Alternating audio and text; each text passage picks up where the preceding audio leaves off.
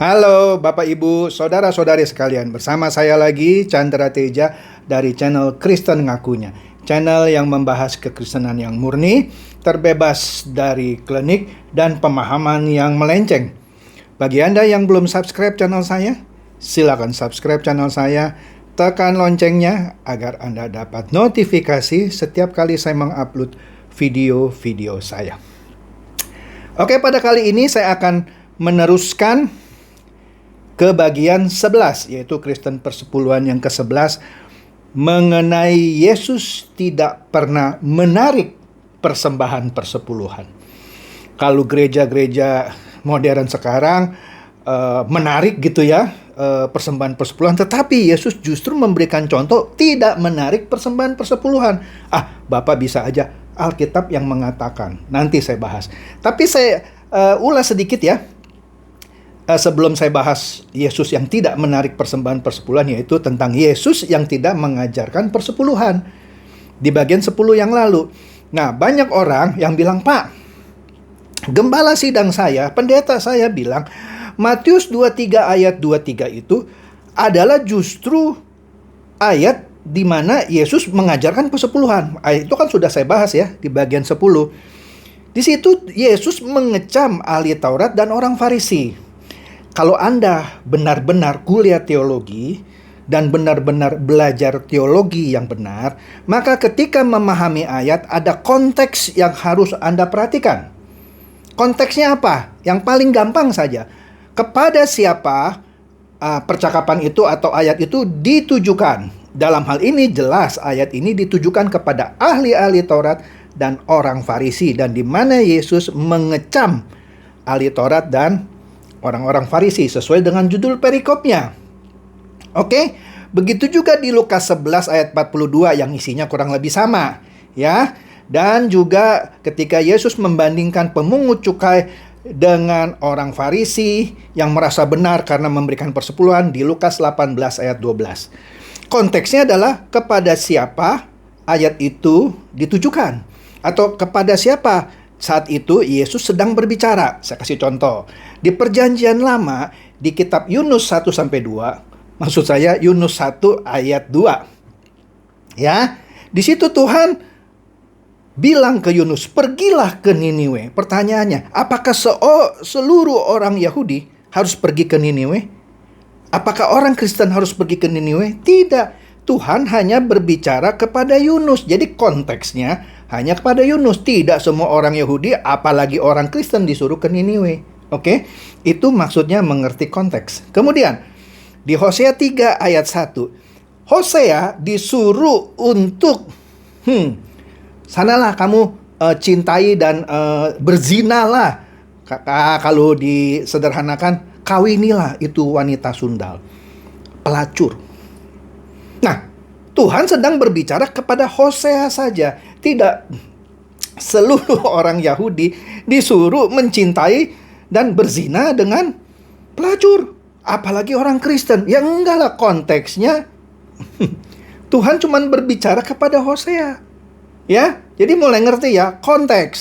Ya, sekali lagi konteks. Jadi konteksnya ayat itu Matius 23 ayat 23 adalah Yesus sedang memarahi atau mengecam ahli Taurat dan orang Farisi.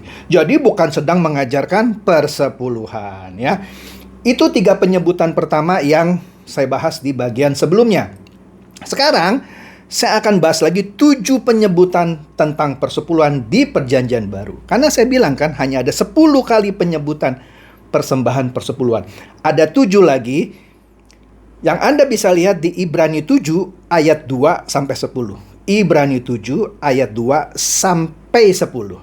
Saya bacakan ya, ini agak panjang, pelan-pelan aja. Anda hitung aja, ada 7 kali penyebutan mengenai persembahan persepuluhan. Di sini dikatakan, kepadanya pun Abraham memberikan 1/10 dari semuanya. Menurut arti namanya, Melkisedek adalah pertama-tama raja kebenaran dan juga raja Salem, yaitu raja damai sejahtera. Ia tidak berbapa, tidak beribu, tidak bersisilah, harinya tidak berawal, dan hidupnya tidak berkesudahan. Dan karena ia dijadikan sama dengan anak Allah. Oke ya. ia tetap menjadi imam sampai selama-lamanya. Camkanlah betapa besarnya orang itu yang kepadanya Abraham, bapa leluhur kita, memberikan 1/10 dari segala rampasan yang paling baik. Bukan dari hartanya ya, rampasan yang paling baik. Dan mereka dari anak-anak Lewi yang menerima jabatan imam mendapat tugas menurut hukum Taurat untuk memungut persepuluhan dari umat Israel, yaitu saudara-saudara mereka. Sekalipun mereka ini juga adalah keturunan Abraham. Tetapi Melkisedek yang bukan keturunan mereka memungut persepuluhan dari Abraham dan memberkati dia walaupun ia adalah pemilik janji. Memang tidak dapat disangkal bahwa yang lebih rendah diberkati oleh yang lebih tinggi. Dan di sini manusia-manusia fana menerima persepuluhan. Dan di sana ia yang tentang dia diberi kesaksian bahwa ia hidup. Maka dapatlah dikatakan bahwa dengan perantara Abraham dipungut juga persepuluhan dari Lewi yang berhak menerima persepuluhan, sebab ia masing berada di dalam tubuh bapa leluhurnya ketika Melkisedek menyongsong bapa leluhurnya itu. Ini agak kompleks tapi saya sederhanakan artinya. Artinya adalah bahwa satu, yang pasti ayat ini juga tidak mengajarkan orang Kristen untuk memberikan persepuluhan. Ayat ini sedang menceritakan bahwa Melkisedek itu jabatan imannya jauh lebih tinggi ketimbang keimamatan orang Lewi. Kenapa? Lewi itu kan siapa? Cicitnya Abraham. Ya dong, Abraham anaknya Ishak, cucunya Yakub, kemudian baru menurunkan orang Lewi. Nah, barulah di situ keimamatan dimulai. Padahal sebelumnya Abraham sudah memberikan persepuluhan kepada Melkisedek. Artinya Melkisedek keimamatannya lebih tinggi dari orang Lewi, dari imam Lewi, ya dong. Ini maksud ayat itu. Dan Melkisedek kan di sini kalau kita sebut sering dibahas, di situ Yesus juga disebutkan, maksudnya ya anak Allah ya.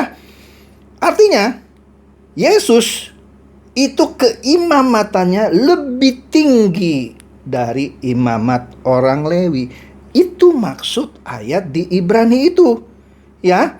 Nah, di sini karena kenapa? Abraham aja kakek buyutnya Lewi memberikan persepuluhan kepada Melkisedek. Ya. Jadi orang Lewi ya justru kakek buyutnya itu memberikan persepuluhan kepada Melkisedek, gitu ya. Jadi disinilah Kristus mau digambarkan keimamatannya lebih tinggi dari imam orang Lewi. Itu saja maksud penyebutan 7/10 di Ibrani ini, ya. Penulis surat Ibrani ini berusaha mengungkapkan dan menjelaskan bahwa Yesus adalah imam besar yang sempurna, yang melebihi imam orang Lewi. Ya, astaga. Jadi sudah mulai ngerti ya soal persepuluhan di Ibrani ya. Tujuannya untuk meletakkan Yesus sebagai imam yang lebih tinggi dari imam Lewi. Oke. Jadi di sini ya tidak ada masalah bagi misalnya orang Yahudi, bahkan sampai sekarang kalau dia mau mengikuti hukum Taurat. Tetapi hukum Taurat itu tidak ditujukan kepada orang Kristen. Ya. Jadi kalau ada yang bilang Matius 23 ayat 23 itu Yesus mengajarkan tentang persepuluhan. Di sini kalau kita nanti lihat lagi ya, walaupun di Ibrani tadi disebutkan bahwa Melkisedek menerima persepuluhan, tapi bukan Yesusnya yang langsung menerima. Ini cuman digambarkan sedemikian rupa Melkisedek yang sering disebut itu adalah Yesus juga gitu ya pada zaman itu. Keimamatannya lebih tinggi dari imam Lewi ya. Nah, oleh karena itu hanya ada satu imam besar yang mampu memberi jalan kepada Allah, yaitu Yesus. Ibrani 6 ayat 20. Ya, Yesus adalah imam besar menurut peraturan Melkisedek, ya. Jadi keimaman Yesus itu adalah sesuatu yang luar biasa dan lebih besar daripada imam-imam yang lainnya, ya. Karena Melkisedek juga orang yang tidak bersisila gitu ya, tidak pernah disebutkan ayah, kakek dan seterusnya gitu ya. Jadi yang menarik di sini bahwa Melkisedek di sini jelas lebih tinggi daripada Harun, karena Abraham, yang bapak buyutnya itu aja memberikan persepuluhan kepada Melkisedek ya, padahal Abraham adalah bapa leluhur orang Israel. Nah, oleh karena itu, ya, meskipun contoh ini menggunakan Melkisedek yang menerima persepuluhan, bukan berarti Yesus menerima persepuluhannya. Ya, Yesus tidak pernah menerima atau menarik persepuluhan di sepanjang hidupnya. Silakan Anda cari ayat-ayat di Perjanjian Baru yang menyatakan Yesus menarik persepuluhan. Kenapa? Yesus orang Yehuda. Kalau dia menarik persepuluhan dari orang-orang Yahudi, maka dia mencuri hak orang Lewi. Kenapa? Dia orang Yehuda, bro. Coy, orang Yehuda nggak boleh menarik persepuluhan. Bisa dianggap pencuri dia. Sebelumnya sudah saya bahas mengenai pemberontakan Korah, ya. Orang Lewi biasa yang mau diangkat atau minta diangkat jadi imam oleh Musa, akhirnya dihukum mati oleh Tuhan. Nah, Yesus nggak mau. Kalau Yesus berani-beraninya gitu ya menarik persembahan persepuluhan pada waktu itu. Satu, selain dia dituduh mencuri haknya imam Lewi. Dua, lebih cepat dia naik ke kayu salib. Sudah mulai nangkap? Ya, jadi Yesus tidak pernah menarik persepuluhan karena dia bukan orang Lewi. Nggak bisa, ya. Nah, jadi kalau Yesus saja tidak berani menarik persembahan persepuluhan dari orang Yahudi, kenapa ya sekarang gembala sidang berani menarik persepuluhan dari jemaatnya? Contoh mana yang dipakai? Pasti tidak mencontoh teladan Yesus kan? Oke, sampai sini sudah mulai ngerti ya. Di sini saja sudah mulai jelas. Yesus tidak menarik persepuluhan karena dia bukan orang Lewi. Kalau dia menarik maka dia dianggap pencuri. Ya. Oleh karena itu, kedua, jabatan imam itu sudah tidak ada lagi di dunia. Karena tidak ada lagi hukum Taurat, terutama untuk orang Kristen, ya. Nah, mereka juga lupa bahwa kita semua orang-orang Kristen adalah imamat yang rajani. Baca 1 Petrus 2 ayat 9. Saya baca ya. Tetapi kamulah bangsa yang terpilih, imamat yang rajani, bangsa yang kudus, umat kepunyaan Allah sendiri, supaya kamu memberitakan perbuatan-perbuatan yang besar dari Dia, yang telah memanggil kamu keluar dari kegelapan kepada terangnya yang ajaib. Nah, kalau persepuluhan itu diaktifkan lagi di antara umat perjanjian baru dan harus diberikan kepada imam, loh, ayat ini bilang kita semua adalah imamat yang rajani. Kita semua imam ini kalau lihat dari ayat tadi 1 Petrus 2 ayat 9. Artinya, kalau persepuluhan mau diaktifkan lagi, kita semua ini imam nih. Itu sama aja kayak tuker-tukeran angpau gitu. Karena saya berhak loh menerima persepuluhan. Karena saya imamat yang rajani. Tuhan, ayat firman Tuhan yang bilang kita semua adalah imamat yang rajani. Ya, jadi jelas ya. Persepuluhan hanya disebut 10 kali. 3 di bagian yang lalu sudah saya bahas. Yang 7 lagi saya bahas tadi barusan di Ibrani. Yang untuk menegaskan bahwa Yesus Kristus adalah imam yang lebih tinggi daripada imam Lewi. Itu saja maksud penyebutan 7 persembahan persepuluhan di Ibrani, ya. Dan kita semua adalah imamat yang rajani. Jadi, kalau persepuluhan masing mau diaktifkan di perjanjian baru, maka kita juga imam yang harus menerima persepuluhan. Mau tukar-tukar angpau dong. Oke?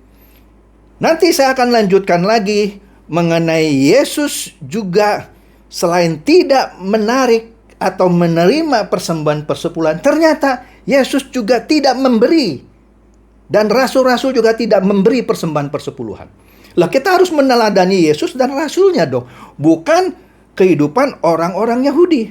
Nah, kalau Yesus dan 12 rasul saja tidak memberikan persepuluhan dan juga tidak menarik, itulah yang harus kita teladani. Tetapi sampai jumpa di bagian berikutnya, ya. Semoga ini mencerahkan Anda semua. Silakan share video saya ini kepada teman-teman, sahabat, atau kerabat supaya mereka juga boleh tercerahkan. Shalom.